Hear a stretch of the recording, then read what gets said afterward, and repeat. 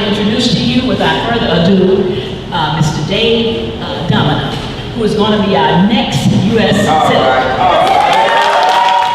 Well, listen, you're all here because you want to help turn people out to vote. And you want to do that because turning people out to vote makes a difference, a big difference.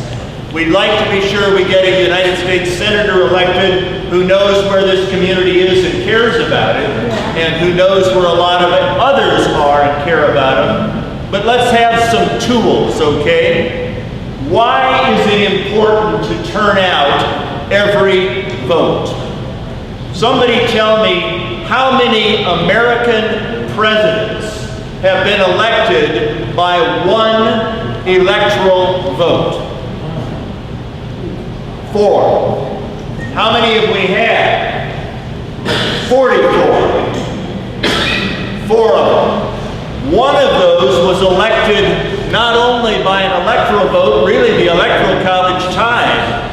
He was elected on the 36th ballot in the United States House of Representatives when one member of the House changed his vote from the previous 35. Who was that? Thomas Jefferson. Who did he beat? John Adams. And who else was in that race? Aaron Burr.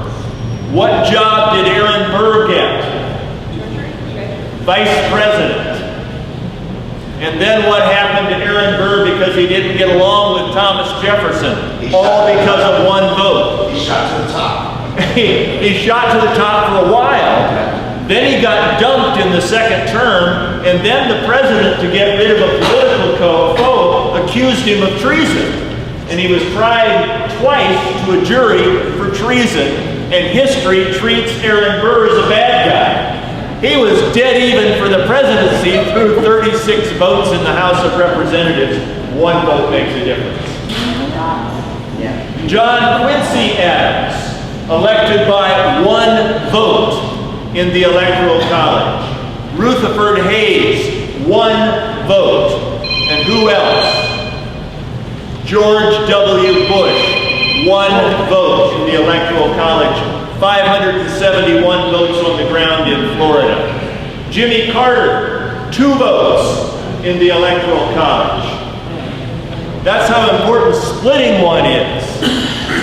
And there are lots of other examples. Can anybody identify the war that the United States Congress declared by one vote?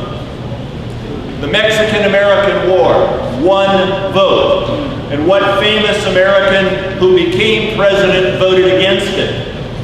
Abraham Lincoln in the House of Representatives. We all know what happened to the Native Americans when they were put on reservations. That Relocation Act against the Native Americans passed by one vote in the United States Congress. Tonight, there's a vote in the United States Senate about whether or not to amend the Constitution, to advance a constitutional amendment to overturn dark money, unlimited dark money, and the Citizens United decision. Later on this week, there's another vote in the United States Senate to decide whether to give every college student in the country a break on their loan payments by dropping their interest rate back to the Federal Reserve rate. When it was voted on 6 weeks ago, it failed by 2 votes. You can see it this way. It failed by the 2 Nebraska votes. Because the 2 Nebraska senators voted against it. Well, we can cut the margin to 1 for sure.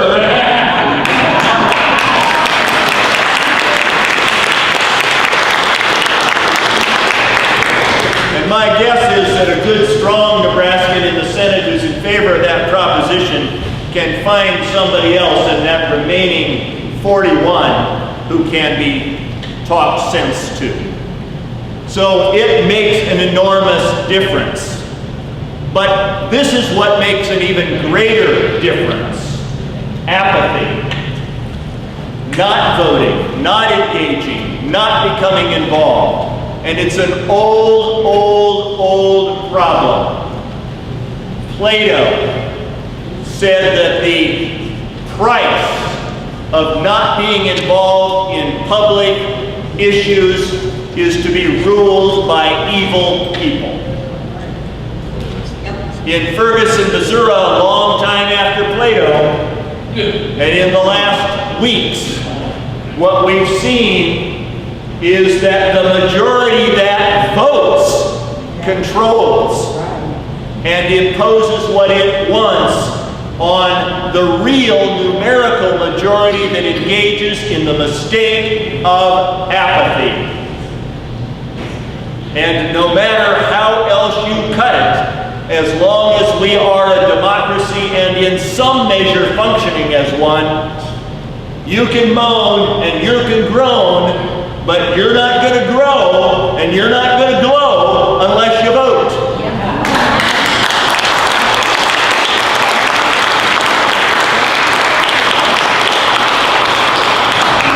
Ferguson can turn itself around in November, even though it couldn't get itself turned around in August.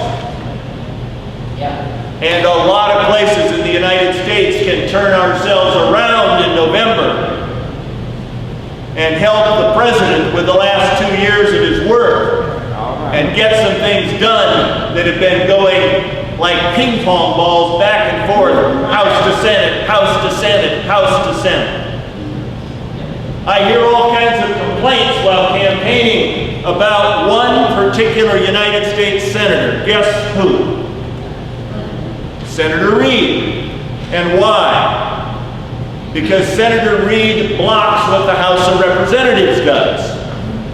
Guess what I don't hear about the people who complain about Senator Reid? Complaints about Congressman Boehner, who is doing the opposite on the other side. Now, a few things, just a few tools about me and issues beyond voting. And because Bob Myers is here running for a remarkably important position, the State Board of Education, I'm going to make some comments about education. I don't like to contrast myself in a negative way with my opponent, so I'm going to tell you what I am for. And I'm going to tell you that on these points, my opponent is my precise and diametric opposite. You know where I am? You know he's the opposite. I'll be positive. This is what I am. I did not homeschool my children. I sent them to public school. I do not believe the end of all educational problems is to eviscerate the public schools in favor of an alternative. There can be alternatives, but the foundation is the public school.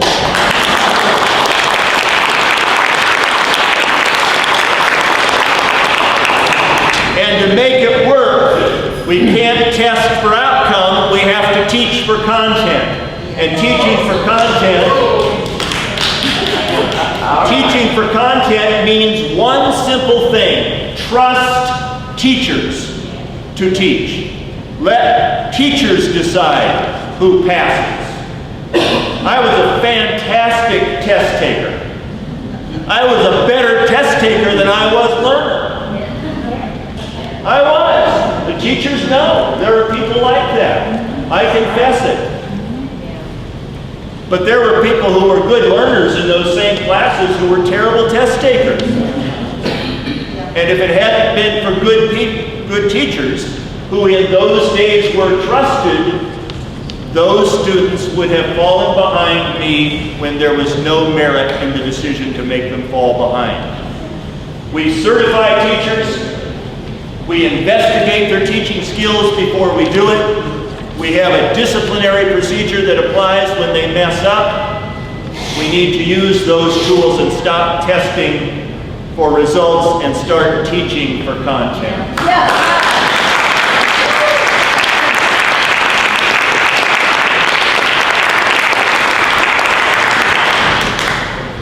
Healthcare. Here are some easy things for you to say when you're encouraging people to vote about health care. I mentioned how important one vote is. You remember when President Obama was trying to get us to universal single-payer health care? You know what the margin was by which it failed in the Congress? 1 vote.